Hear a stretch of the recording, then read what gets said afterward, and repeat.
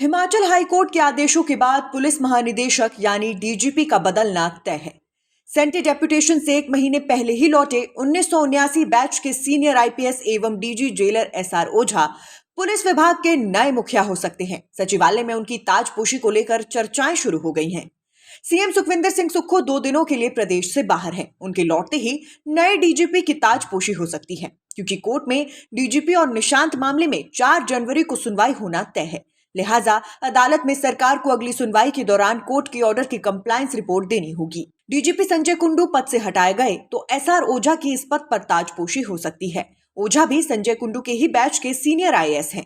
संजय कुंडू अप्रैल 2024 में रिटायर हो रहे हैं, जबकि एसआर ओझा मई 2025 में रिटायर होंगे। इन दोनों से सीनियर यानी 1988 बैच के तपन कुमार डेका अभी दिल्ली में आईबी के डायरेक्टर हैं, मगर वो पिछले साल रिटायर हो चुके हैं और उन्हें 1 साल की एक्सटेंशन मिली है। पूर्व मुख्यमंत्री एवं दिवंगत वीरभद्र सिंह के करीबी एवं साल 1990 बैच के श्याम भगत नेगी भी अभी सेंट्रल डेप्यूटेशन पर हैं और उनके लौटने की उम्मीद कम है। इससे ओझा की दावेदारी ज्यादा स्ट्रॉन्ग मानी जा रही है। सीनियोरिटी नहीं देखी गई तो 1991 बैच के आईपीएस अतुल वर्मा के नाम पर भी चर्चा हो सकती है। वो भी हाल ही में केंद्रीय प्रतिनियुक्ति से लौटे हैं।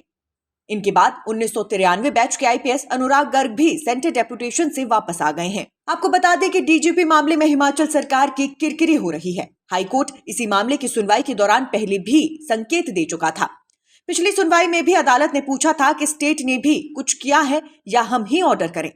कोर्ट द्वारा नियुक्त न्याय मित्र नीरज गुप्ता ने भी पिछली सुनवाई में कहा था कि डीजीपी के पद पर रहते हुए निष्पक्ष जांच संभव नहीं है। फिर भी सरकार ने डीजीपी को नहीं बदला। हैरानी इस बात की है कि जिस डीजीपी को बदलने के लिए विपक्ष में रहते हुए कांग्रेस राजभवन के बाहर प्रदर्शन करती थी, पुलिस कांस्टेबल पेपर लीक का मास्टरमाइंड बताती थी और पूर्व मुख्यमंत्री जयराम ठाकुर के काफी करीबी रहे हैं, उस डीजीपी पर इतने गंभीर आरोप लगने के बावजूद कांग्रेस सरकार उनका बचाव कर रही है। सरकार के 1 साल से अधिक समय बीतने के बावजूद डीजीपी को नहीं बदला गया। कोर्ट के ऑर्डर के बाद सरकार के पास डीजीपी को लेकर अब 2 ही विकल्प बचे हैं। पहला, संजय कुंडू को डीजीपी पद से हटाया जाने का और दूसरा, लंबी छुट्टी पर भेजने का। इसे लेकर अंतिम फैसला मुख्यमंत्री सुक्खू का होगा।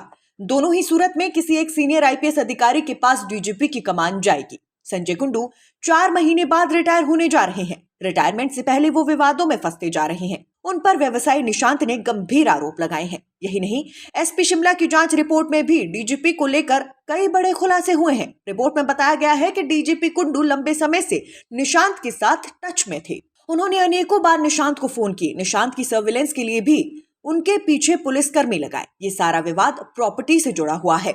इतने गंभीर आरोपों के बावजूद सरकार ने डीजीपी को बदलना ठीक नहीं समझा। वहीं बीते रोज कारोबारी निशांत मामले में हाईकोर्ट ने एक बड़ा फैसला सुनाया था। निष्पक्ष जांच सुनिश्चित करने के लिए डीजीपी और एसपी कांगड़ा को उनकी वर्तमान पोस्टिंग से हटाए जाने का फरमान जारी हुआ था। हालांकि इस मामले में अभी कोर्ट में कार्यवाही जारी है। देखना यह होगा कि इस पूरे मामले में डीजीपी संजय कुंडू पर लगे आरोप कितने सही साबित होते हैं। Nation speaks bureau report.